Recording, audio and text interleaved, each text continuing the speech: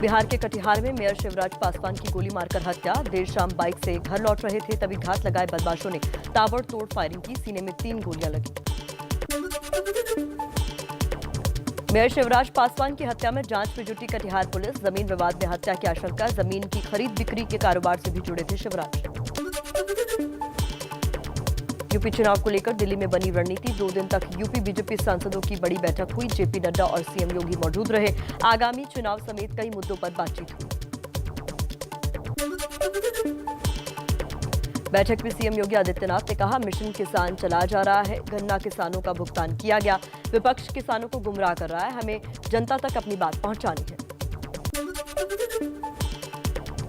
UP के CM Yogi Adityanath ने किया बागपत का दौरा। बोले, सरकारी नौकरियों में बागपत के युवा बड़ी संख्या में भर्ती हो रहे हैं। विकास की वजह से अब बागपत इंद्रप्रस्थ से बेहतर है। कभी इंद्रप्रस्थ के लिए महाभारत हुआ था।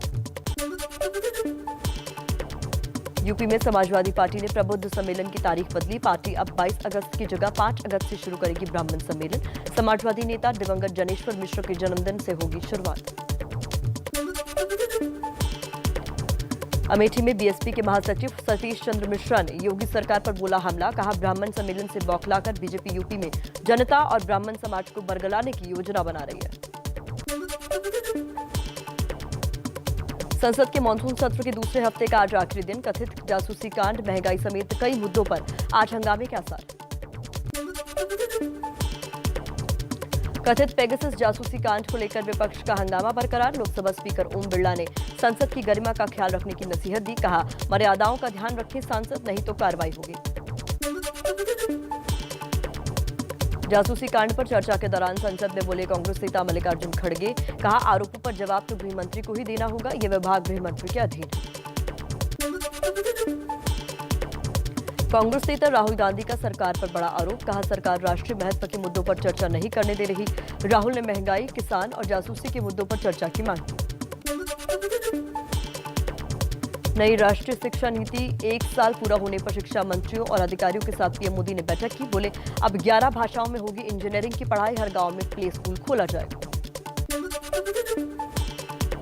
नई शिक्षा नीति के 1 साल पूरा होने पर पीएम मोदी ने एकेडमिक बैंक ऑफ क्रेडिट योजना की शुरुआत की। बोले, बापू के विचारों को शिक्षा नीति में उतारा गया है। राष्ट्र निर्माण में नई शिक्षा नीति की भूमिका अहम। कांग्रेस नेता राहुल गांधी ने वित्त मंत्री निर्मला सीतारमण को चिट्ठी लिखी। अल्पकालिक फसल लोन पर सभी दंडात्मक ब्याज माफ करने का अनुरोध किया।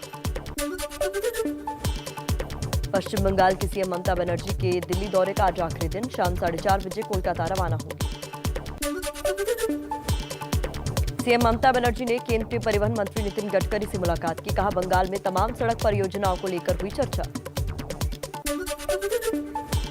दिल्ली में जावेद अख्तर और शबाना आजमी ने ममता बनर्जी से मुलाकात की। जावेद अख्तर बोले, ममता पीएम बनेंगी या नहीं, इससे ज्यादा जरूरी है कि ये देश कैसे चलना चाहिए। अभी जो लोकतंत्र है उसमें कई सुधार हो सकते हैं। और चलिए आगे बढ़ते हैं, कुछ और खबरों पर नजर डाल लेते हैं फटाफट अंदाज में। राकेश अस्थाना की नियुक्ति पर दिल्ली के सीएम अरविंद केजरीवाल का बयान। बोले, मुझे लगता है कि राकेश अस्थाना की नियुक्ति सुप्रीम कोर्ट के आदेश के खिलाफ है। पंजाब के पटियाला में कैप्टन सरकार के खिलाफ 16 कर्मचारी संगठनों का प्रदर्शन। भारी संख्या में पुलिस बल तैनात। सिद्धू ने कैप्टन से जायज मांगों का हल निकालने की मांग की। जालंधर में पंजाब कांग्रेस के अध्यक्ष नवजोत सिंह सिद्धू ने श्री गुरु ग्रंथ साहिब की बेअदबी के दोषियों को सजा और नशा तस्करों से रिश्ता रखने वाले नेताओं पर कार्रवाई की मांग की। कहा, किसान आंदोलन का समर्थन, महंगी बिजली और हड़ताली कर्मचारियों के मसलों का समाधान हो।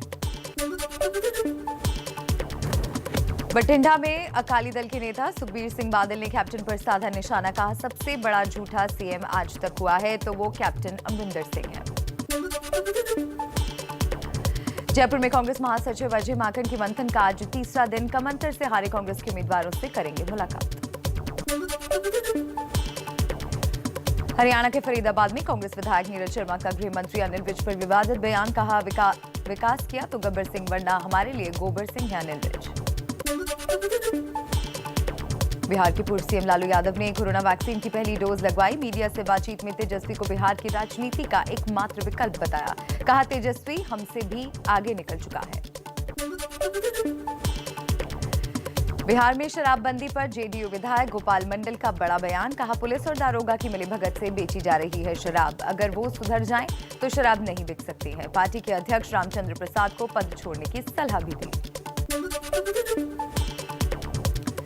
हिमाचल प्रदेश में कांग्रेस पार्टी में फिर फटा पत्र बम। वर्तमान अध्यक्ष की मुश्किलें बढ़ी। 50 से ज्यादा हस्ताक्षर वाली चिट्ठी में अध्यक्ष कुलदीप राठौर के नेतृत्व पर उठाए गए सवाल। खत हुआ वायरल।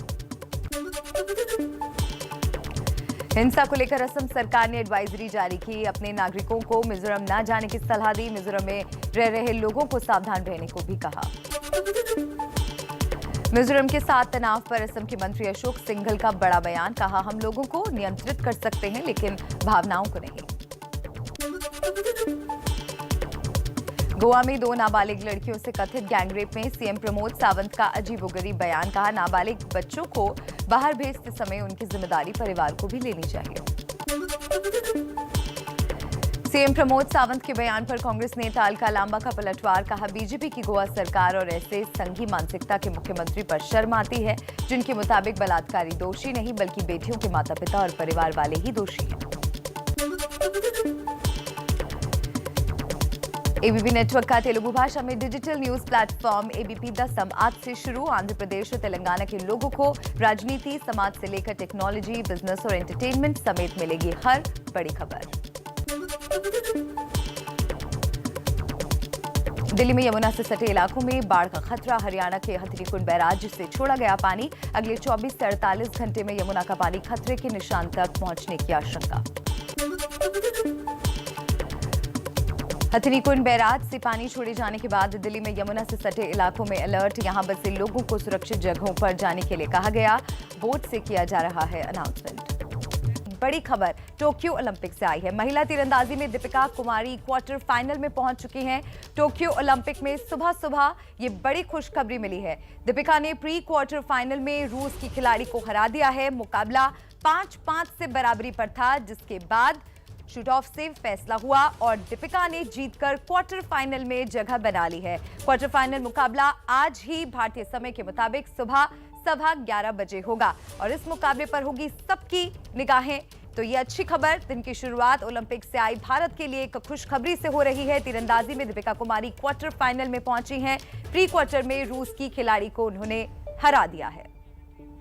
दुनिया में कोरोना के मामलों में एक बार फिर बढ़ोतरी शुरू हो गई है। इनमें से ज्यादातर मामले डेल्टा वेरिएंट के हैं। आइए आपको टच स्क्रीन के जरिए समझाते हैं कि एक हफ्ते में दुनिया के कौन से देशों में कितने प्रतिशत केस बढ़े हैं। पीले रंग का मतलब है हम बात करेंगे पिछले हफ्ते की और नीले रंग का मतलब है कि वो आंकड़े आपको दिखाएंगे जो कि ताजा आंकड़े हैं इस हफ्ते के। सबसे पहले हम अमेरिका की बात कर लेते हैं। तो पीला रंग यानी कि पिछले हफ्ते 2,99,000 मामले सामने आए थे। नीला रंग यानी कि इस हफ्ते 4,71,000 मामले सामने आए हैं, यानी कि 57% की बढ़ोतरी मामलों में देखी गई है। फ्रांस की अगर बात करें तो पिछले हफ्ते 81,000 ये आंकड़ा था और इस हफ्ते है 1,42,000, यानी कि 74% इजाफा मामलों में हुआ है। तुर्की की अगर बात करें तो 54,000 मामले थे पिछले हफ्ते और इस हफ्ते वो आंकड़ा है 1,06,000 का, यानी कि 96% बढ़ोतरी मामलों में हुई है। आगे बढ़ते हैं और अब बात कर लेते हैं वियतनाम की। वियतनाम में पिछले हफ्ते 31,000 मामले सामने आए थे और इस हफ्ते वो आंकड़ा हो गया 53,000 का, यानी कि इजाफा यहां भी देखने को मिला 71% का। आगे बढ़ते हैं मलेशिया की बात करते हैं। मलेशिया में पिछले हफ्ते 84,000 मामले सामने आए थे और इस हफ्ते का जो आंकड़ा है वो है 1,10,000 का, यानी कि यहां पर भी 30% इजाफा मामलों में हुआ है। अब अंत में हम भारत की बात कर लेते हैं। भारत में पिछले हफ्ते जो कोरोना के केसेस सामने आए थे उसका आंकड़ा था 4,10,000 और इस हफ्ते वो घटकर 4,03,000 जरूर हुआ है, लेकिन अभी भी ये दुनिया में सबसे ज्यादा है, यानी कि 1.7% की गिरावट हुई है। फिर भी चिंता की बात यह है कि सबसे ज्यादा केस इस वक्त भारत में ही है। ऐसे में सावधानी बरतनी बहुत जरूरी है। आप देख रहे हैं नमस्ते भारत और अब खबर आपको दिखाते हैं बिहार से। बिहार के एक युवक ने हैरत अंगेज कारनामा कर इंडिया बुक ऑफ रिकॉर्ड में अपना नाम दर्ज करवा लिया है। देखिए।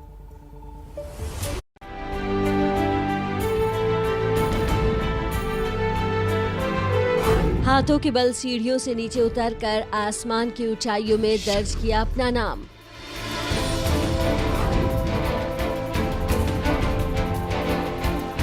आमतौर पर एक इंसान 2 फ्लोर की सीढ़ियां उतर जाए तो सांसें फूल जाती हैं, लेकिन इन्हीं सीढ़ियों से उतरकर कोई रिकॉर्ड अपने नाम कर ले तो क्या बात हो। बिहार के गया जिले के ब्रह्मयोनी पहाड़ की सीढ़ियों से उतरते ये हैं सुकांत कुमार। उम्र महज 17 साल है, लेकिन 440 सीढ़ियों को हाथों के बल उतरकर नया कीर्तिमान रचा है। सुकांत ने इन सीढ़ियों को 4 बार में रुक रुक कर उतरने का कारनामा किया है, जिसको इंडिया बुक ऑफ रिकॉर्ड की कमेटी ने 2 मिनट में 53 सीढ़ियां उतरने का कीर्तिमान दर्ज किया। धीरे धीरे मैंने इस पे अपना फोकस किया, बहुत ज़्यादा मतलब इस पे अपने आप को समर्पित किया और लगातार प्रैक्टिस करने के बाद इस मुकाम पे मैं पहुंचा हूँ। इंडिया बुक ऑफ रिकॉर्ड में नाम दर्ज होने के बाद सुकांत काफी खुश हैं। रिकॉर्ड कमेटी की तरफ से सुकांत को प्रोत्साहन राशि, सर्टिफिकेट और मेडल भी दिया गया है।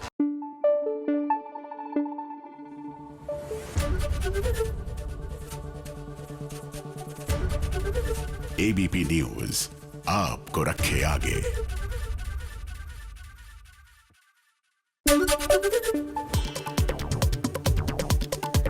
बिहार के कटिहार में मेयर शिवराज पासवान की गोली मारकर हत्या। देर शाम बाइक से घर लौट रहे थे, तभी घात लगाए बदमाशों ने ताबड़तोड़ फायरिंग की। सीने में 3 गोली लगी। मेयर शिवराज पासवान की हत्या की जांच में जुटी कटिहार पुलिस। जमीन विवाद में हत्या की आशंका। जमीन की खरीद बिक्री के कारोबार से भी जुड़े थे शिवराज पासवान।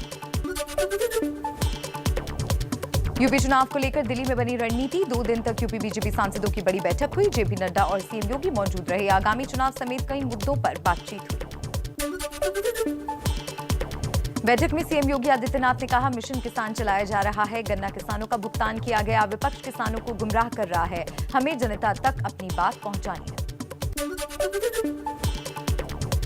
यूपी के सीएम योगी आदित्यनाथ ने किया बागपत का दौरा। बोले, सरकारी नौकरियों में बागपत के युवा बड़ी संख्या में भर्ती हो रहे हैं। विकास की वजह से अब बागपत इंद्रप्रस्थ से बेहतर है। कभी इंद्रप्रस्थ के लिए महाभारत हुआ था। यूपी में समाजवादी पार्टी ने प्रबुद्ध सम्मेलन की तारीख बदली। पार्टी अब 22 अगस्त की जगह 5 अगस्त से शुरू करेगी ब्राह्मण सम्मेलन। समाजवादी नेता दिवंगत जनेश्वर मिश्र के जन्मदिन से होगी शुरुआत। अमेठी में बीएसपी के महासचिव सतीश चंद्र मिश्रा ने योगी सरकार पर बोला हमला। कहा, ब्राह्मण सम्मेलन से बौखलाकर बीजेपी यूपी में जनता और ब्राह्मण समाज को बरगलाने की योजना बना रही है। जासूसी कांड पर चर्चा के दौरान संसद में बोले कांग्रेस नेता मल्लिकार्जुन खड़गे। कहा, आरोपों पर जवाब तो गृह मंत्री को ही देना होगा, ये विभाग गृह मंत्री के अधीन है। कांग्रेस नेता राहुल गांधी का सरकार पर बड़ा आरोप। कहा, सरकार राष्ट्रीय महत्व के मुद्दों पर चर्चा नहीं करने दे रही। राहुल ने महंगाई, किसान और जासूसी के मुद्दों पर चर्चा की मांग की। नई राष्ट्रीय शिक्षा नीति के 1 साल पूरा होने पर शिक्षा मंत्रियों और अधिकारियों के साथ पीएम मोदी ने बैठक की। बोले, अब 11 भाषाओं में होगी इंजीनियरिंग की पढ़ाई। हर गांव में प्ले स्कूल खोला जाएगा। नई शिक्षा नीति के 1 साल पूरा होने पर पीएम मोदी ने एकेडमिक बैंक ऑफ क्रेडिट योजना की शुरुआत की। बोले, बापू के विचारों को शिक्षा नीति में उतारा गया है। राष्ट्र निर्माण में नई शिक्षा नीति की भूमिका अहम है। कांग्रेस नेता राहुल गांधी ने वित्त मंत्री निर्मला सीतारमण को चिट्ठी लिखी। अल्पकालिक फसल लोन पर सभी दंडात्मक ब्याज माफ करने का अनुरोध किया। पश्चिम बंगाल की सीएम ममता बनर्जी के दिल्ली दौरे का आज आखिरी दिन। शाम 4:30 बजे कोलकाता रवाना होंगी। सीएम ममता बनर्जी ने केंद्रीय परिवहन मंत्री नितिन गडकरी से मुलाकात की। कहा, बंगाल में तमाम सड़क परियोजनाओं को लेकर चर्चा हुई। दिल्ली में जावेद अख्तर और शबाना आजमी ने ममता बनर्जी से मुलाकात की। जावेद अख्तर बोले, ममता पीएम बनेंगी या नहीं, इससे ज्यादा जरूरी है कि ये देश कैसे चलना चाहिए। अभी जो लोकतंत्र है उसमें कई सुधार हो सकते हैं। पंजाब के पटियाला में कैप्टन सरकार के खिलाफ 16 कर्मचारी संगठनों का प्रदर्शन। भारी संख्या में पुलिस बल तैनात। सिद्धू ने कैप्टन से जायज मांगों का हल निकालने की मांग की। जालंधर में पंजाब कांग्रेस के अध्यक्ष नवजोत सिंह सिद्धू ने श्री गुरु ग्रंथ साहिब की बेअदबी के दोषियों को सजा और नशा तस्करों से रिश्ता रखने वाले नेताओं पर कार्रवाई की मांग। कहा, किसान आंदोलन का समर्थन, महंगी बिजली और हड़ताली कर्मचारियों के मसलों का समाधान हो। बठिंडा में अकाली दल के नेता सुखबीर सिंह बादल ने कैप्टन पर निशाना साधा। कहा, सबसे बड़ा झूठा सीएम आज तक हुआ है तो वो कैप्टन अमरिंदर सिंह है। जयपुर में कांग्रेस महासचिव अजय माकन के मंथन का आज तीसरा दिन। कम अंतर से हारे कांग्रेस के उम्मीदवारों से मुलाकात करेंगे। हरियाणा के फरीदाबाद में कांग्रेस विधायक नीरज शर्मा का गृह मंत्री अनिल विज पर विवादित बयान। कहा, विकास किया तो गब्बर सिंह वरना हमारे लिए गोबर सिंह है अनिल विज। बिहार के पूर्व सीएम लालू यादव ने कोरोना वैक्सीन की पहली डोज लगवाई। मीडिया से बातचीत में तेजस्वी को बिहार की राजनीति का एकमात्र विकल्प बताया। कहा, तेजस्वी हमसे भी आगे निकल चुका है। बिहार में शराबबंदी पर जेडीयू विधायक गोपाल मंडल का बड़ा बयान। कहा, पुलिस और दारोगा की मिलीभगत से बेची जा रही है शराब। अगर वो सुधर जाएं तो शराब नहीं बिक सकती है। पार्टी के अध्यक्ष रामचंद्र प्रसाद को पद छोड़ने की सलाह दी। हिमाचल प्रदेश में कांग्रेस पार्टी में फिर फटा पत्र बम। वर्तमान अध्यक्ष की मुश्किलें बढ़ी। 50 से ज्यादा हस्ताक्षर वाली चिट्ठी में अध्यक्ष कुलदीप राठौर के नेतृत्व पर सवाल उठाए गए। खत वायरल हुआ। हिंसा को लेकर असम सरकार ने एडवाइजरी जारी की। अपने नागरिकों को मिजोरम न जाने की सलाह दी। मिजोरम में रह रहे लोगों को सावधान रहने को भी कहा। मिजोरम के साथ तनाव पर असम के मंत्री अशोक सिंघल का बड़ा बयान। कहा, हम लोगों को नियंत्रित कर सकते हैं लेकिन भावनाओं को नहीं। गोवा में 2 नाबालिग लड़कियों के साथ कथित गैंगरेप में सीएम प्रमोद सावंत का अजीबोगरीब बयान। कहा, नाबालिग बच्चों को बाहर भेजते समय उनकी जिम्मेदारी परिवार को भी लेनी चाहिए। सीएम प्रमोद सावंत के बयान पर कांग्रेस नेता अलका लांबा का पलटवार। कहा, बीजेपी की गोवा सरकार और ऐसी संघी मानसिकता के मुख्यमंत्री पर शर्म आती है, जिनके मुताबिक बलात्कारी दोषी नहीं बल्कि बेटियों के माता पिता और परिवार वाले ही दोषी हैं। चलिए खबरों के सफर में आगे बढ़ते हैं। कुछ और खबरें देख लेते हैं फटाफट अंदाज में। दिल्ली में यमुना से सटे इलाकों में बाढ़ का खतरा। हरियाणा के हथिनीकुंड बैराज से छोड़ा गया पानी। अगले 24 से 48 घंटे में यमुना का पानी खतरे के निशान तक पहुंचने की आशंका। हथिनीकुंड बैराज से पानी छोड़े जाने के बाद दिल्ली में यमुना से सटे इलाकों में अलर्ट। यहां बसे लोगों को सुरक्षित जगहों पर जाने के लिए कहा गया। बोट से किया जा रहा है अनाउंसमेंट। दिल्ली सरकार का दावा, यमुना से बाढ़ के हालात से निपटने के लिए पूरी तैयारी। खतरे वाले इलाकों को चिन्हित किया। जिला अधिकारियों की ड्यूटी लगाई गई। पहाड़ों में लगातार बारिश से उफन रही है यमुना। कल 203.37 मीटर तक बढ़ा जलस्तर, जो खतरे के निशान 204.50 मीटर के बहुत करीब। दिल्ली के अधिकारियों के मुताबिक 24 घंटे निचले इलाकों पर निगरानी रहेगी। हथिनीकुंड बैराज से छोड़े गए 1,60,000 क्यूसेक से ज्यादा पानी से करनाल में बढ़ी मुसीबत। यमुना से लगे खेतों में सब्जियां और फसलें बर्बाद। किसान बोले, प्रशासन से नहीं मिल रही कोई मदद। हरियाणा के करनाल में 50 साल बाद जुलाई महीने में रिकॉर्ड तोड़ बरसात। जिले में अब तक 13,500 एकड़ में लगी धान की फसल चौपट होने का दावा। किसानों ने सरकार से मुआवजे की मांग की। दिल्ली एनसीआर में आज भी होगी बारिश। मौसम विभाग ने जारी किया ऑरेंज अलर्ट। पंजाब, हरियाणा, जम्मू कश्मीर, हिमाचल और उत्तराखंड में भारी से बहुत भारी बारिश की चेतावनी। मौसम विभाग के वैज्ञानिक आरके जेनामनी ने एबीपी न्यूज से कही बड़ी बात। बोले, मॉनसून ने ट्रेंड बदला। अब कम दिनों में ज्यादा बारिश होने लगी है। बादल फटने की बढ़ती घटनाएं भी इसकी वजह है। महाराष्ट्र के सीएम उद्धव ठाकरे आज कोल्हापुर के बाढ़ प्रभावित इलाकों का दौरा करेंगे। कोल्हापुर समेत राज्य के कई जिलों में बाढ़ और बारिश से अब तक 213 लोगों की मौत। बाढ़ और बारिश, लैंडस्लाइड से हिमाचल प्रदेश, जम्मू कश्मीर और लद्दाख में अब तक 17 लोगों की मौत। हिमाचल में भारी बारिश की वजह से 387 सड़कें बंद। 36 घंटों में फिर भारी बारिश का अलर्ट। बादल फटने और भूस्खलन के बाद हिमाचल के लाहौल स्पीति में 175 पर्यटकों के फंसने की खबर, जिनमें से 16 बच्चे और 60 महिलाएं हैं। प्रशासन ने कहा, एयरलिफ्ट कर पर्यटकों को सुरक्षित निकाला जाएगा। सोलन में पहाड़ी हिस्सा टूटने से कालका शिमला नेशनल हाईवे बरूरी के पास बंद। कई किलोमीटर लंबा जाम लगा। रास्ते को खोलने में जुटा प्रशासन। जम्मू कश्मीर के किश्तवाड़ में बादल फटने के बाद लापता 20 से ज्यादा लोगों को तलाशने का अभियान जारी है। एसडीआरएफ और एनडीआरएफ की टीमें खोज रही हैं। कश्मीर के गांदरबल में उफनती नदी में फंसे 3 लोगों की एक युवक ने जाबाजी दिखाकर बचाई जान। Video viral. युवक का नाम बशीर, जो पहले भी कई लोगों की जान बचा चुका है। उधमपुर में तवी नदी की बाढ़ में फंसी एक लड़की को एसडीआरएफ के जवानों ने बचाया। 1 घंटे तक चले रेस्क्यू ऑपरेशन के बाद निकाला। लद्दाख में करगिल की सुरू घाटी में बाढ़ से कई घर तबाह। 2 दिन पहले भी बादल फटने से 2 गांव के सैकड़ों लोग बेघर हुए थे। उत्तराखंड में केदारनाथ हाईवे पर भटवाड़ी सैंड के पास लैंडस्लाइड का वीडियो सामने आया। पहाड़ी हिस्सा देर तक टूटा, रास्ता हुआ बंद।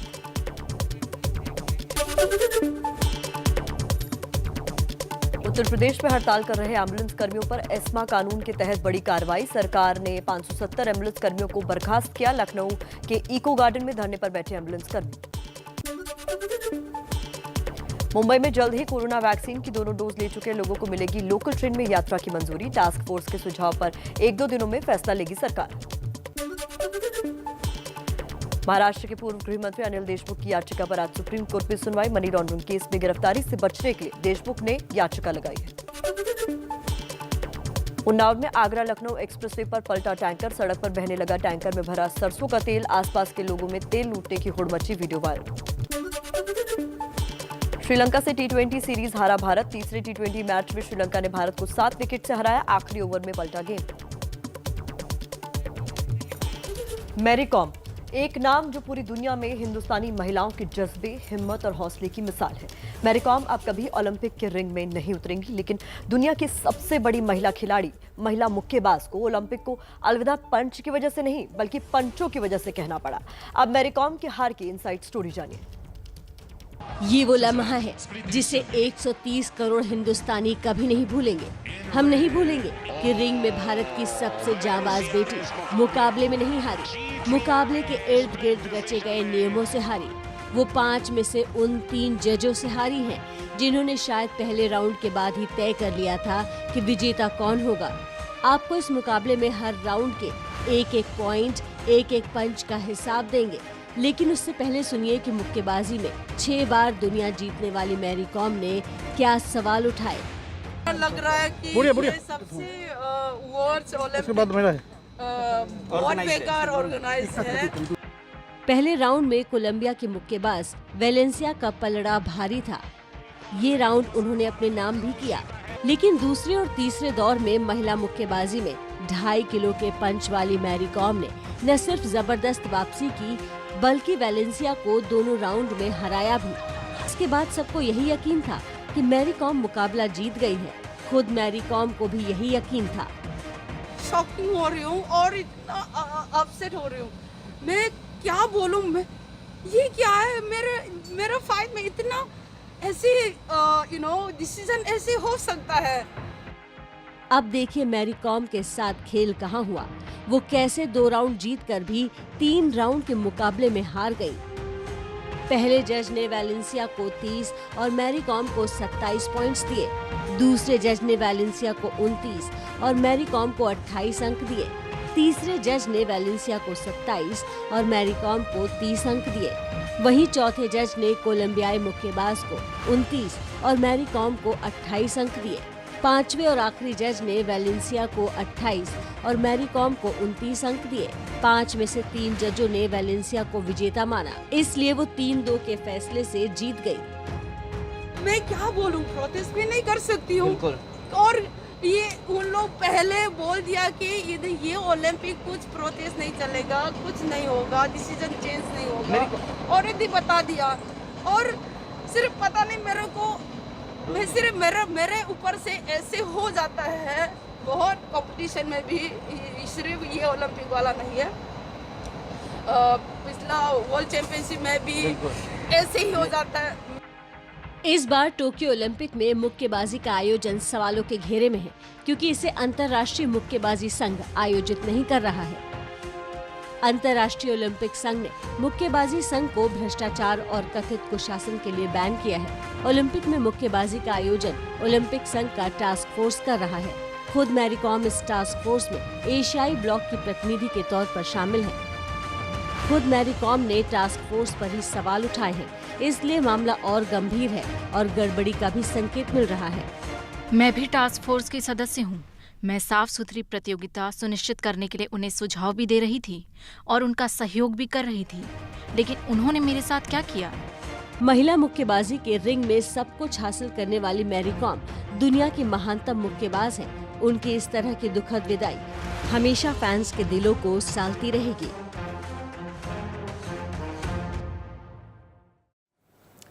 मेरी कॉम के साथ हुई इस नाइंसाफी को लेकर हमारे साथ जुड़ रहे हैं वरिष्ठ पत्रकार जयदीप बसु, साथ ही हमारे साथ बॉक्सिंग एक्सपर्ट निखत जरीन भी हैं जो बताएंगी मैच के टेक्निकल पॉइंट के बारे में। आप दोनों का स्वागत है नमस्ते भारत में।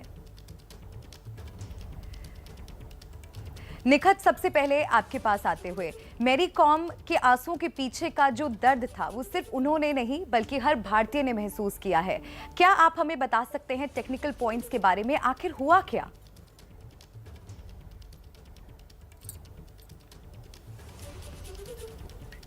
जी, अगर देखा जाएगा तो 2 राउंड हमारे फेवर में था। सेकेंड एंड थर्ड राउंड हम जीते थे 2-3 से। तो फिर भी देखा जाएगा तो फर्स्ट राउंड हमारे फेवर में नहीं था। चारों जज ने इंग्रिड के कोलंबिया बॉक्सर के फेवर में दिया था। तो वो फर्स्ट राउंड ही डिसाइडिंग था। जब ओवरऑल जब टोटल स्कोर हम लोग ऐड करते हैं, काउंट करते, तो उसके बेसिस पे इंग्रिड के फेवर में 3 जज के पॉइंट ज्यादा थे और हमारे फेवर में 2 जज के पॉइंट्स हमारे फेवर में दिया था। तो उस बेसिस पे इंग्रिड को स्प्लिट डिसीजन में बाउट दी गई है।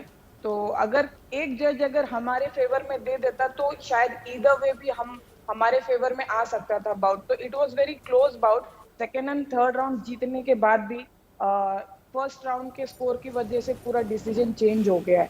तो बहुत दुख हुआ। इवन मैं भी यही एक्सपेक्ट कर रही थी कि जब मैंने third round and second round देखने के बाद मुझे भी लगा कि शायद ये बाउट हमारे फेवर में आ सकती है स्प्लिट डिसीजन में। बट जब डिसीजन अनाउंस हुआ तो इवन आई वाज शॉक कि आगे कोलंबियन बॉक्सर के फेवर में गया है। तो स्कोरिंग वाइज देखने से उसके फेवर में बाउट गई है। तो बहुत दुख की बात हुई है हमारे लिए कि हमारे इंडिया का एक मेडल चला गया है। बिल्कुल, हमारे साथ वरिष्ठ पत्रकार जयदीप बसु भी जुड़े हुए हैं। सर, सबसे बड़ा सवाल यहाँ पर यह है कि मैरी कॉम को आपने भी सुना होगा, वो भावुक तो थी ही क्योंकि भावुक क्षण था। देश की मेडल की उम्मीदों को झटका लगा है, उनकी उम्मीदों को झटका लगा है, लेकिन उन्होंने एक बात ये भी कही कि ऐसा उनके साथ पहली बार नहीं हो रहा है। देखिए, ये मेरी कॉम ने क्या कही है वो तो बात की बात है, लेकिन ये जो इंसिडेंट है बहुत अनवांटेड है। ओलंपिक पे फील्ड में आप देखिए, आप कोई भी स्पोर्ट में जब जाते हो, या फुटबॉल हो, क्रिकेट हो, हॉकी हो, मतलब आपको ये मान के आप अंदर जाते हो कि जज जो है या अंपायर जो है, रेफरी जो है, वो फाइनल है। तो अभी उस डिसीजन को आपको एक्सेप्ट करना ही पड़ेगा। अब कोई चारा नहीं है। बाहर आके ऐसा कुछ बोलना जो कि स्पोर्ट को थोड़ा डिमीन कर सकते हैं, ये अच्छा चीज नहीं है।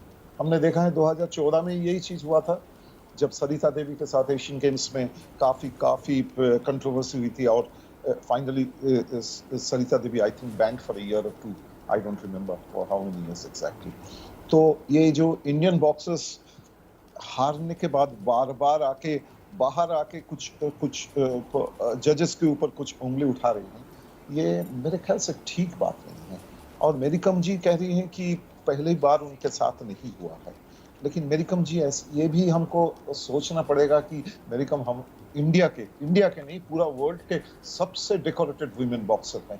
6 बार वो वर्ल्ड चैंपियन हो चुकी है, 1 बार वो ओलंपिक मेडल जीत चुकी है। तो मेरे ख्याल से अगर उनके साथ ये बार हुआ है तो ये इतना मेडल्स, इतना प्राइजेस मेरे ख्याल में मेरी कॉम को नहीं आती। तो मुझे थोड़ा मतलब मानने में थोड़ा सा ये लग रहा है कि मेरी कॉम जो कह रही है वो मेरे ख्याल वो ज्यादा इमोशनल। बहुत शुक्रिया हमारे साथ जुड़ने के लिए जयदीप बसु जी, आपका भी, निखत जरीन आपका भी। आज फिल्मी फ्राइडे है और इसलिए हमारे साथ जुड़ रहे हैं फिल्म समीक्षक मयंक शेखर। फिल्मी फ्राइडे में उनसे फिल्म और एंटरटेनमेंट इंडस्ट्री की हलचल पर हम बात करेंगे। गुड मॉर्निंग मयंक, स्वागत है आपका नमस्ते भारत में। Good morning. आप लोग दोनों काफी ब्यूटीफुल लग रहे हैं सुबह सुबह साड़ी में। Thank you Mayank. तो चलिए आपसे सवाल भी पूछ लेते हैं। पहले बता देते तो मैं भी कुर्ता पहन के आता। हाँ, ये हमसे गलती होगी, अगली बार आपको पहले जरूर बता देंगे। तो मयंक, फिल्मी फ्राइडे है, आपसे बहुत सारी बातें करनी है। एंटरटेनमेंट इंडस्ट्री की सबसे बड़ी हलचल की बात करते हैं। राज कुंद्रा मामले के सामने आने के बाद शिल्पा शेट्टी की ब्रांड वैल्यू पर क्या असर होगा? अभी उनकी फिल्म हंगामा 2 भी रिलीज हुई है। Well, I think Shilpa Shetty के जो इस वक्त जो सोच रही होंगी वो अपने ब्रांड वैल्यू नहीं है। वो ये सोच रही होंगी उनके जो पति हैं, पतिदेव जो है, वो इस वक्त जेल में हैं, उनको छुटकारा मिले, उनको बेल मिले। एंड ऑफ कोर्स, जैसा कि आपने कहा, उन्होंने एक मानहानि का केस डाला है। 29 मतलब 29 पब्लिकेशंस के अगेंस्ट, क्योंकि उनका ऐसा मानना है कि ये जो पब्लिकेशंस हैं ये छाप रहे हैं ऐसे खबरें जैसे कि उनको जोड़ा जा रहा है इस पर्टिकुलर केस में, एंड वो शायद अनफेयर हो। और कहीं कहीं कुछ ऐसे पब्लिकेशंस हैं, उन्होंने ऐसा कहा है कि ये अपने हस्बैंड को छोड़ दिया है इन्होंने इस पर्टिकुलर केस को लेकर। वो भी गलत है, क्योंकि वो सामने आई हैं, उन्होंने डिफेंड किया है राज कुंद्रा को इस बयान के साथ या इस सोच के साथ कि ये जो फिल्में जो बनाते थे, ये जो फिल्मों की जो हम बात कर रहे हैं, ये पॉर्न फिल्म नहीं थी, ये इरोटिका थी। अब ये पॉर्न और इरोटिका, इन दोनों के बीच में ये जो क्या चीज अश्लील है और क्या चीज एक तरह से काव्य है, फ्रॉम अ पर्सपेक्टिव ऑफ जो आप दिखा रहे हैं, वो जो है वो डिस्कस हो रहा है, वो डिबेट हो रहा है और वो कोर्ट में भी होगा। बट जो सेकंड जो मामला है राज कुंद्रा के साथ, वो है एक्सप्लॉयटेशन का, कि क्या उन्होंने कुछ लोगों को ऐसे ऐसे कॉन्ट्रैक्ट साइन किए और वो जो फिल्में जो थी वो कुछ और निकली, उनसे कुछ ऐसी चीजें करवाई जो उनको पहले नहीं कहा गया था। वो थोड़ा पेचीदा मामला है और उससे बचना थोड़ा सा मुश्किल है। जहां तक शिल्पा शेट्टी का सवाल है, इनके साथ पहले भी काफी कंट्रोवर्सीज जुड़ी रही हैं, ये नई बात नहीं रही है। साड़ी का भी केस हुआ था बहुत साल पहले, end of course Richard gear का भी केस हुआ था बहुत साल पहले, एंड ये जो पर्टिकुलर केस है ये एक्चुअली इनके हस्बैंड का केस है। बिल्कुल। इसके अलावा मेरा एक सवाल था, इस हफ्ते फिल्म मिमी भी रिलीज हुई है, सरोगेसी के मुद्दे पर चूंकि ये फिल्म बनी है, तो अपने टॉपिक को लेकर कितना इंसाफ कर पाई है, क्योंकि देखने में तो ये कॉमेडी फिल्म लग रही है। देखिए, एक तरह से फॉर्मूला बन चुका है कि एक छोटा शहर होगा और बड़ा इशू होगा और उसके साथ में कुछ गाने होंगे और टॉप नॉच कास्ट होगी, जैसे इन दिस केस कृति सानन है, पंकज त्रिपाठी है, बट इवेंचुअली और काफी ऐसी अच्छी फिल्में भी बनी हैं इसी सोच के साथ। इनफैक्ट ये जो फिल्म के प्रोड्यूसर हैं दिनेश विजन, इन्होंने स्त्री बनाई थी जो बहुत ही अच्छी फिल्म थी, इन्होंने मेड इन चाइना बनाई थी राजकुमार राव के, वो एंटरप्रेन्योरशिप पर थी, जैसे उन्होंने हिंदी मीडियम बनाई थी जो राइट टू एजुकेशन एक्ट पर थी, वैसे ही ये फिल्म सरोगेसी पर है। पर सबसे पहली बात तो इसमें फैक्ट चेकिंग इतनी बुरी है कि ये 2021 की कहानी है और ये फॉरेनर्स को इन्वॉल्व करती है जो एक इंडियन वुमन को लेकर रेंट करती है वो वूम, बट वो ये जो लॉ है ये तो 2015 में पास हो चुका है कि ये जो पूरी फिल्म जो है जिस बात पर वही इलीगल है, वही बैन हो चुकी है, और उसके बाद ये जो प्लॉट है वो इतना डिरेल होता है। अब मुझे तो काफी पकाऊ लगी। आप कितने स्टार्स देंगे मयंक जाते जाते, क्योंकि वक्त की हमारे पास कमी है? 1 स्टार आउट ऑफ 5, मतलब इसके बहुत सारे इश्यूज हैं। Mayank, with that thank you so much. हमारे साथ हर शुक्रवार आप इसी तरह से जुड़ते हैं, बहुत बहुत शुक्रिया। यूपी में अगले साल विधानसभा के चुनाव होने और इसे जीतने के लिए बीजेपी ने नई रणनीति तैयार की है। चुनाव में नाम तो पीएम मोदी का होगा, लेकिन योगी के काम पर बीजेपी वोट मांगेगी। काशी के लोग तो देखते ही हैं कैसे योगी जी लगातार यहां आते हैं, एक विकास योजना की समीक्षा करते हैं, खुद ऊर्जा लगाकर कामों को गति देते हैं। और इन तारीफों का मतलब ये निकाला जा रहा है कि अगले साल के चुनावी रण में बीजेपी के सीएम उम्मीदवार का चेहरा योगी ही हो सकते हैं। ये बात तब और पुख्ता हो जाती है जब बीजेपी सांसदों के सम्मेलन को योगी ने भी संबोधित किया। दरअसल संगठन चाहता है कि ऐसी बैठकों के जरिए योगी आदित्यनाथ को बीजेपी के सबसे बड़े चेहरे के रूप में स्थापित किया जा सके। केशव प्रसाद मौर्य और दिनेश शर्मा को इस बैठक में न बुलाना इस बात के संकेत है बीजेपी अगला चुनाव योगी आदित्यनाथ के चेहरे पर लड़ने की तैयारी में जुट गई है और इसी के तहत संगठन के नेताओं के साथ होने वाली बैठकों में योगी आदित्यनाथ को ज्यादा से ज्यादा शामिल किया जा रहा है। कुछ दिनों पहले दबी जुबान से योगी आदित्यनाथ और भाजपा संगठन के बीच गहरी खाई की बात भी सामने आई थी। हालांकि किसी भी बड़े नेता ने पार्टी के अंदर किसी भी अंतर्विरोध की खबरों को नहीं माना था।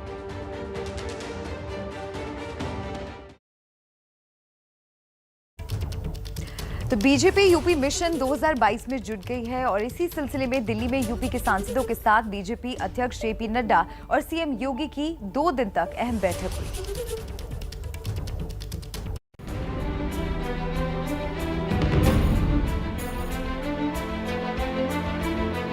यूपी में कमल खिलाए रखने के लिए बीजेपी का दिल्ली में 2 दिनों का मंथन खत्म हो गया है।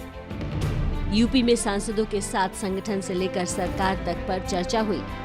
डॉक्टर अंबेडकर के मिशन को सोशल बीन जहाद बीन समाज की स्थापना, पंडित दीनदयाल उपाध्याय जी के मिशन को, डॉक्टर राम मनोहर लोहिया जी के मिशन को भी अंतिम व्यक्ति के चेहरे पे मुस्कान को ध्यान में रखते हुए मोदी जी ने मंत्रिमंडल का विस्तार किया, जिसका सभी को फायदा मिला।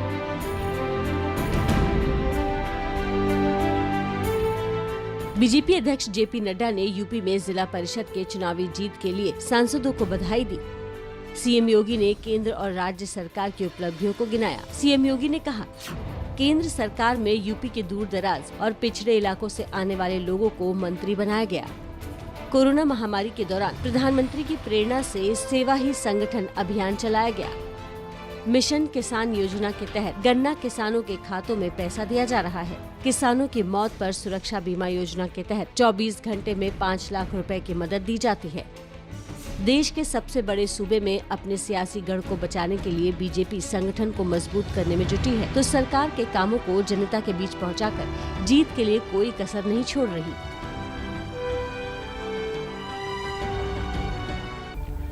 संसद के मॉनसून सत्र के दौरान विपक्ष और सत्ता पक्ष के बीच लगातार हंगामा चल रहा है और इस हंगामे के अलावा शब्दों की मर्यादा भी हर दिन टूट रही है। ये लोग वो लोग हैं, इनको ये पता नहीं। राहुल गांधी जी कोई उच्च कोटि का नशा लेते हैं।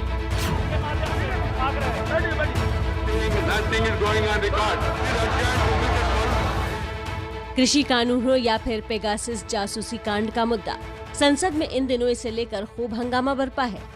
सत्ता पक्ष और विपक्ष आमने सामने है और इसी की अदावत का असर जुबानी हमलों पर भी दिख रहा है और माननीय मर्यादा तोड़ने से भी नहीं हिचक रहे। इसी कड़ी में बीजेपी सांसद हरनाथ सिंह यादव का बयान सामने आया है, जिसमें उन्होंने राहुल गांधी को लेकर आपत्तिजनक टिप्पणी की है। अब तक तो चर्चा ये होती थी कि राहुल गांधी जी कोई उच्च कोटि का नशा लेते हैं, लेकिन हमको लगता है कि अब पूरी जो विपक्ष की मंडली है उसके उनके नशाखोरी में शामिल हो गई। बीजेपी का हमला सीधे राहुल गांधी पर था, तो ऐसे में कांग्रेस चुप बैठ जाए ऐसा तो हो नहीं सकता। फिर हुआ वही जिसकी उम्मीद थी। राहुल गांधी को जो नशा है वो उसकी दादी जी का शहीदी का नशा है, वो महात्मा गांधी जी से शुरू हुआ है। उनका बड़ा इतिहास है, उनको देश के लोगों से प्यार है, देश के लोगों के प्यार का नशा है। इन लोगों को क्या जाने जे सावरकर के जो लोग अंग्रेजों से मिले हुए थे। संसद के भीतर सांसदों के आचरण को लेकर लगातार सवाल उठते रहे हैं और अब संसद के बाहर भी वैसा ही हो रहा है। आगे बढ़ते हैं और अब बात कर लेते हैं विवादित बयान की, जो महिला सुरक्षा को लेकर हमारे नेताओं की सोच को दर्शाता है। ये विवादित बयान गोवा जैसे उस राज्य से आया है जिसे काफी आधुनिक माना जाता है। Responsibility of the parents also, क्योंकि माइनर बच्चों को बाहर भेजते वक्त उतनी जिम्मेदारी उन लोगों ने भी लेनी चाहिए। प्रमोद सावंत ने ये बयान पणजी की उस घटना पर दिया जहां 2 नाबालिग बच्चियों के साथ दुष्कर्म की घटना हुई। पत्रकारों ने जब घटना के बारे में पूछा तो पहले प्रमोद सावंत ने अपनी सरकार की कार्रवाई के बारे में बताया और साथ ही ये बयान भी दे दिया। 4 लोगों को अरेस्ट किया है, तुरंत अरेस्ट कर दिया है और उसमें से एक जो गवर्नमेंट सर्वेंट था उसको सस्पेंड कर दिया है। मुझे लगता है लेकिन it is the responsibility of the parents also, क्योंकि माइनर बच्चों को बाहर भेजते वक्त उतनी जिम्मेदारी उन लोगों ने भी लेनी चाहिए। अब बयानबाज प्रमोद सावंत गोवा से दिल्ली तक के निशाने पर है। कांग्रेस नेता अलका लांबा ने ट्वीट कर लिखा, शर्म आती है बीजेपी की गोवा सरकार पर, और धिक्कार है ऐसी संघी मानसिकता के मुख्यमंत्री पर, जिनके अनुसार 2 नाबालिग बेटियों के साथ हुए सामूहिक बलात्कार के लिए बलात्कारी दोषी नहीं बल्कि बेटियों के माता पिता और परिवार वाले ही दोषी हैं। इस बयान के बाद सवाल उठ रहे हैं कि जिम्मेदारी का पाठ पढ़ाने वाले मुख्यमंत्री साहब क्या राज्य की कानून व्यवस्था की जिम्मेदारी लेंगे? पंजाब कांग्रेस अध्यक्ष का पद संभालने के बाद नवजोत सिंह सिद्धू ने एक बार फिर दिल्ली मॉडल की तारीफ की, साथ ही सीएम अमरिंदर सिंह को एक नसीहत भी दी डाली। अगर तुसी दिल्ली का मॉडल देखो तो दिल्ली दे विच इस 10,000 करोड़ तो दी सबसिडी की तुलना के अनुसार 1700 करोड़ की सबसिडी दी जाती है। जिहड़ा डोमैस्टिक यूजर है उन्होंने सस्ती बिजली क्यों उपलब्ध नहीं होती? ਇਹਦੇ ਚ ਸਭ ਤੋਂ ਵੱਡਾ ਅੜਿੰਗਾ ਬਾਦਲ सरकार दे कीते हुए पीपीएज ने। दिल्ली मॉडल की तारीफ के एक ही तीर से सिद्धू 2 निशाना साधना चाहते थे।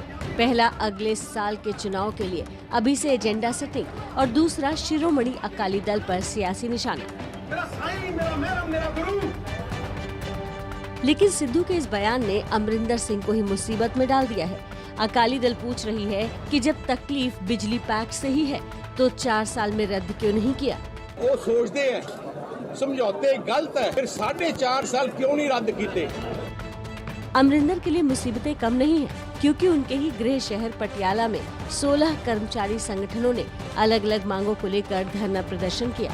इस प्रदर्शन को लेकर भी सिद्धू सरकार से ज्यादा संगठनों के साथ दिखे। कोई भी अगर प्रोटेस्ट कर रहे थे ओदा मौलिक अधिकार ओदे नाल संपर्क साधना चाहिए, संवाद भी होना चाहिए। पंजाब सरकार के कैबिनेट मंत्री ब्रह्म मोहिंद्रा आज प्रदर्शनकारियों से मिलेंगे।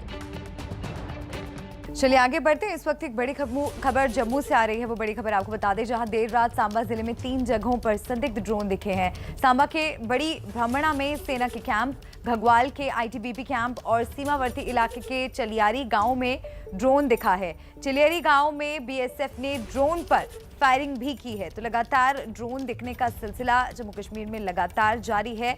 और जो ताज़ा अपडेट मिल रहा है, जो बड़ी खबर इस वक्त की आ रही है, सांबा के बड़ी ब्राह्मणा में सेना के कैंप, घगवाल के आईटीबीपी कैंप और सीमावर्ती इलाके के चलियारी गांव में ड्रोन देखा गया है। चलियारी गांव में बीएसएफ ने ड्रोन पर फायरिंग भी की है। तो जम्मू के बाद सांबा में संदिग्ध ड्रोन नजर आया है। 3 जगहों पर संदिग्ध ड्रोन देखे गए हैं। सेना और आईटीबीपी के कैंप के पास ये ड्रोन्स देखे गए हैं। पाकिस्तान सीमा के पास भी संदिग्ध ड्रोन देखा गया है। तो लगातार ड्रोन के जरिए साजिशें पाकिस्तान भारत के खिलाफ रच रहा है और इसी कड़ी में जो ड्रोन है वो लगातार देखे जा रहे हैं। जम्मू के बाद सांबा में अब संदिग्ध ड्रोन नजर आया है। 3 जगहों पर संदिग्ध ड्रोन देखे गए हैं। तो ये बड़ी खबर आपको बता रहे हैं, जम्मू के सांबा में फिर दिखाई दिए पाकिस्तानी ड्रोन और इन ड्रोन पर फायरिंग भी की गई।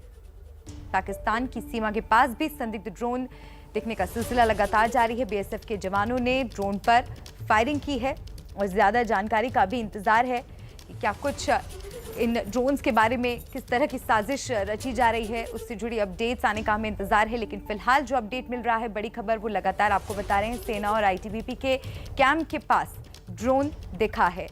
देर रात सांबा जिले में 3 जगहों पर संदिग्ध ड्रोन नजर आए हैं। बात दिल्ली की। दिल्ली में यमुना नदी का जलस्तर तेजी से बढ़ रहा है। हरियाणा के हथनीकुंड बैराज से लगातार पानी छोड़ने की वजह से यमुना का जलस्तर बढ़ने लगा है। हथनीकुंड बैराज से छोड़ा गया पानी आज शाम या कल सुबह तक दिल्ली पहुंचेगा। लेकिन चिंता की बात यह है कि राजधानी में यमुना का जलस्तर अभी भी खतरे के निशान के करीब पहुंच चुका है। हालात को देखते हुए प्रशासन ने तैयारी शुरू कर दी है।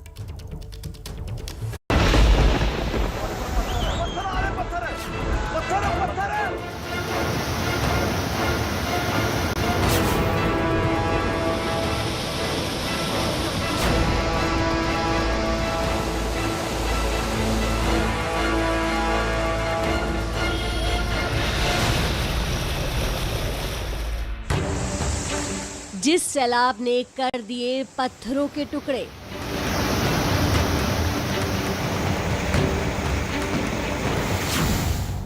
जिस जल तांडव ने फैलाई दहशत,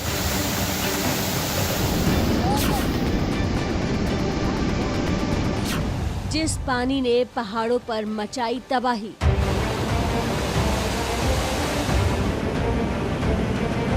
अब वही पानी मैदानों की ओर बढ़ चला है। पहाड़ों में लगातार हो रही बरसात के कारण यमुना नदी उफान पर है और उफनती यमुना दिल्ली में खतरे की दस्तक दे रही है।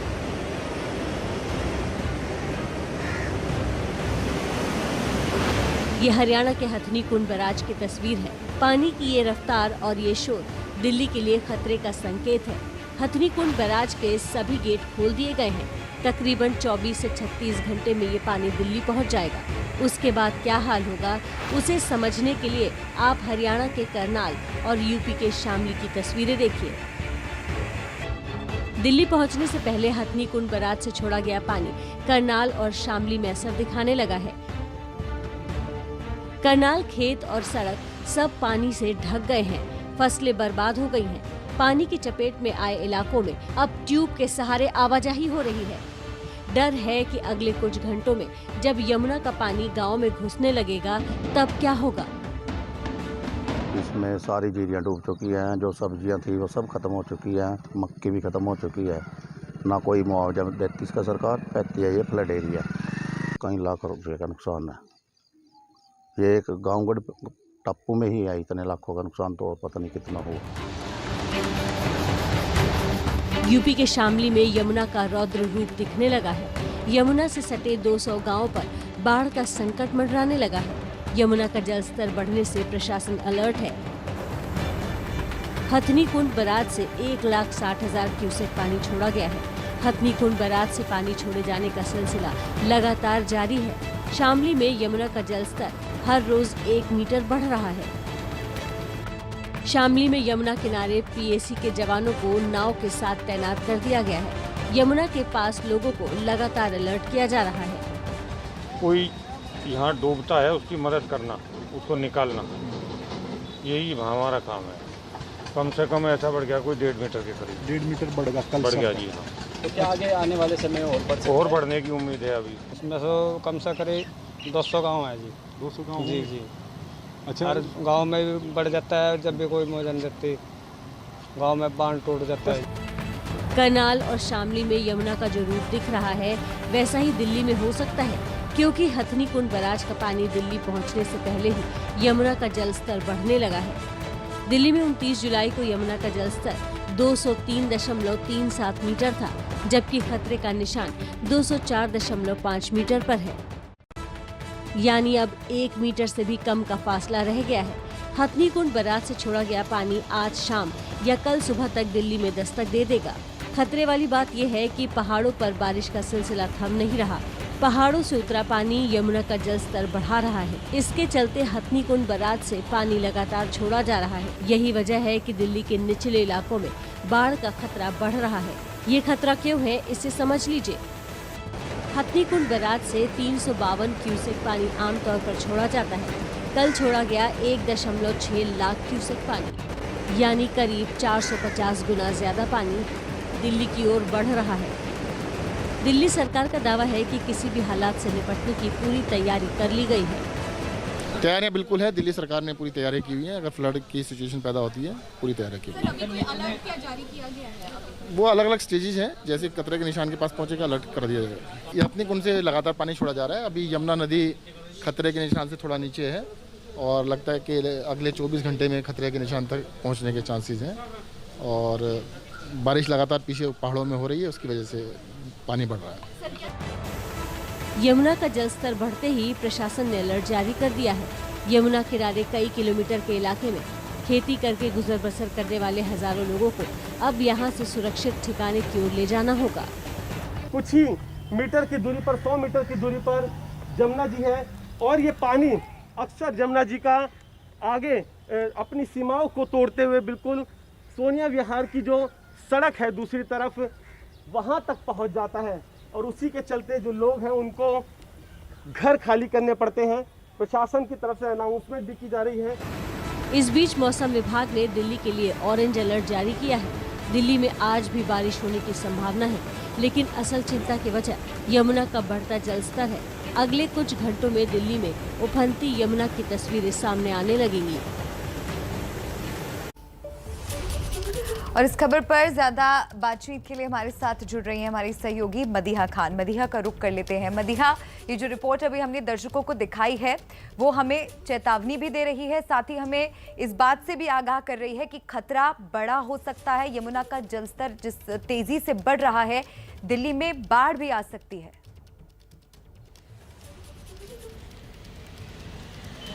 बिल्कुल खतरा बढ़ सकता है और यहाँ पर आपको तस्वीरें हम सबसे पहले दिखा देते हैं कि किस तरह से यमुना नदी में जो पानी का जो जलस्तर है वो काफ़ी ज़्यादा तेज़ है, जो बहाव है वो काफ़ी ज़्यादा तेज़ है। ये तस्वीरें कुछ दिन पहले नहीं थी, लेकिन जिस तरह से हम देख रहे हैं कि पहाड़ों पे बारिशें ज़्यादा हो गई हैं, जिस वजह से हत्तीकुंड बैराज से जो पानी है वो काफ़ी ज़्यादा छोड़ा गया दिल्ली की तरफ से। और अब तस्वीरें आप देख लीजिए कि कितना ज़्यादा जो बहाव है पानी का वो तेज़ है इस वक्त यमुना में, और जिसकी वजह से जो निचले इलाके हैं यमुना से सटे उसमें बाढ़ का खतरा बिल्कुल इस वक्त बना हुआ है और अलर्ट भी जारी कर दिया जाएगा प्रशासन की, सरकार की तरफ से, अगर ये खतरे के निशान तक पहुंचता है। हालांकि जो खतरे का निशान है वो 205.33 के आसपास खतरे का जो निशान है वो होता है, लेकिन अभी 205.10 के आसपास जो यमुना का जलस्तर है वो चल रहा है और इस वक्त बहाव काफ़ी ज़्यादा तेज़ है जो हम देख रहे हैं।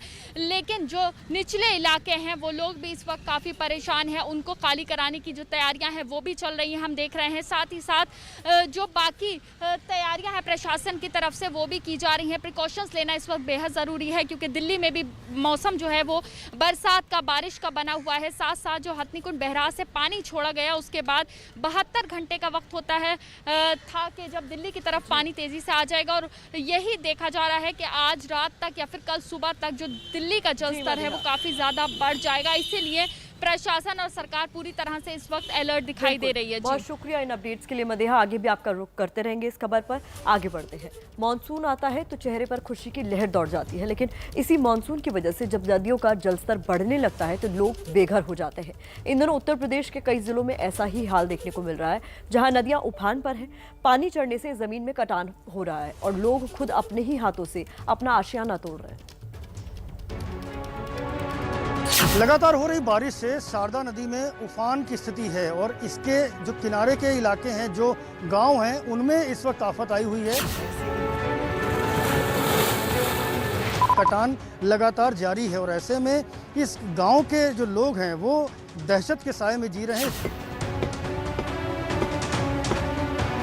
कम से कम 570 गाँव लगभग इस पे समा गए। बरसात होता है बाकी ऐसे हम बैठे रहते हैं, हमारे कोनो सुनवाई नहीं है।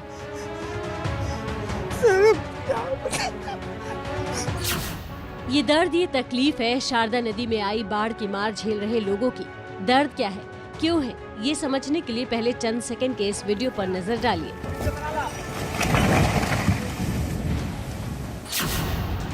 चंद पलों में जमींदोज हुआ ये एक मकान नहीं है, यहाँ ऐसे कई मकान जमींदोज हुए हैं।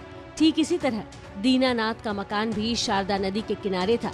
यहीं इनकी 3 एकड़ जमीन भी थी, जिसमें होने वाली उपज से पूरे परिवार का पेट भरता था। मगर शारदा नदी ने ऐसा कहर बरपाया कि देखते देखते मकान पानी में समा गया। घर के बारे में बात करते ही दीनानाथ अब भी फपक पड़ते हैं। आपका भी मकान था? मकान हमारा सर, हमारा तो होश हवास ही उड़ गया था, पूरी की पूरी मकान गिर गया है। हमारे एक लड़का अलग रहते हैं, शिवसागर उनका और एक हमारा, और पूरी एक बाय एक छत भी नहीं तोड़ पाए, नहीं ईंटा तोड़ पाए। हमारे 2 लड़के 2 लड़कियां हैं और लड़कियां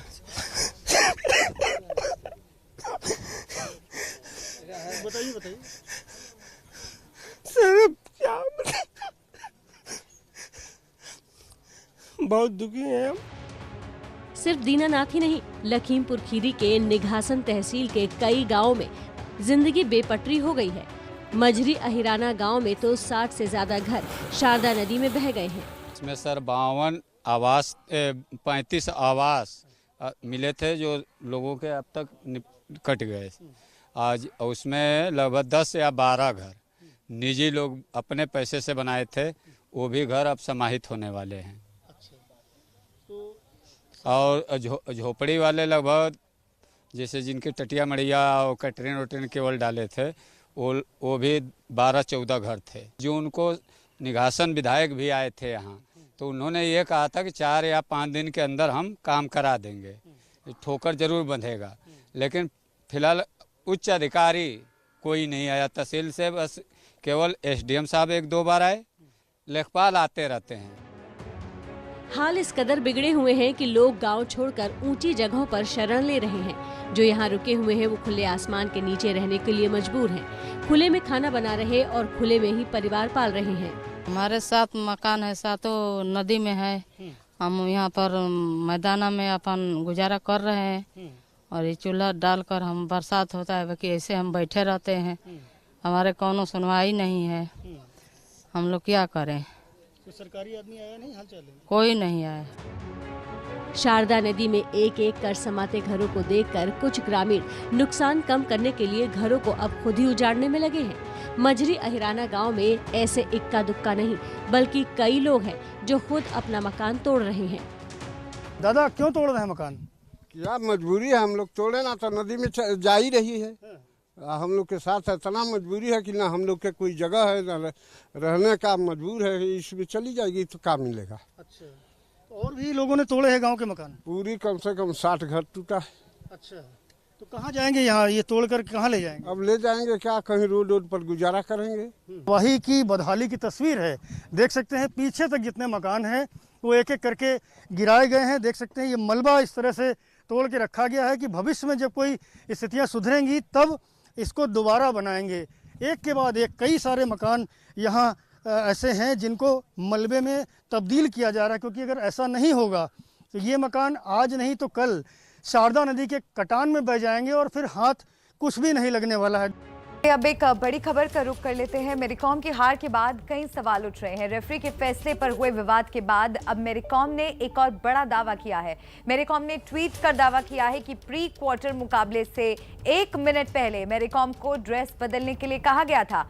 इतने बड़े मंच पर मुकाबले से 1 मिनट पहले ड्रेस बदलने को लेकर सवाल उठ रहे हैं। आखिर मैच से पहले क्यों ऐसा करवाया गया? और मैच हार जाने के बाद मैरीकॉम भावुक हुई और उसके बाद उन्होंने ये कहा कि मेरे साथ नाइंसाफी हुई है। और इस बड़े दावे के बाद ये एक अहम अपडेट आपको बता रहे हैं। मैरीकॉम ने ट्वीट कर इस बात का दावा किया है कि प्री क्वार्टर मुकाबले से 1 मिनट पहले मुझे कपड़े बदलने के लिए कहा गया। हैरान करने वाला फैसला। क्या कोई बता सकता है कि रिंग का ड्रेस क्या होना चाहिए?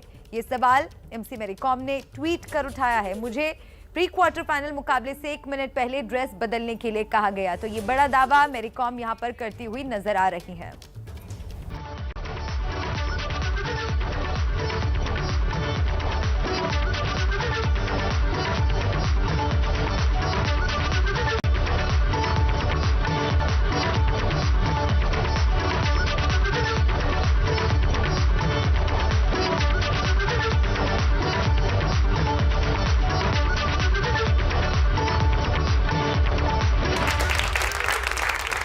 मालिका, मुझे लगता है कार्टून कंप्लीट हो गया। इरफान जी का रुख कर लेना चाहिए। इरफान जी, अभी आज ही नमस्ते भारत में हमने ये खबर दिखाई है कैसे संसद में हर दिन भाषा की मर्यादा टूट रही है। कार्टून इसी पे आधारित?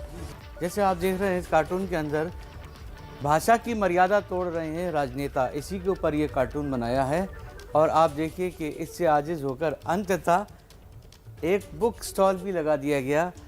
सांसदों को खास तौर पे मर्यादा की भाषा की जो पुस्तकें हैं उसके लिए इस कार्टून में दिखाया है कि सांसदों के लिए विशेष डिस्काउंट।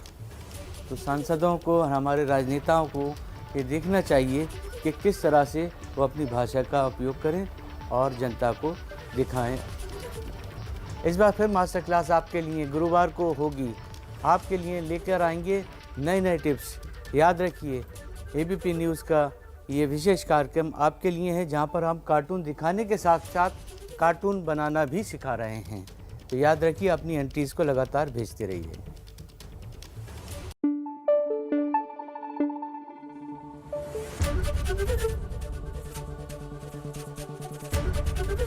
एबीपी न्यूज़ आपको रखे आगे।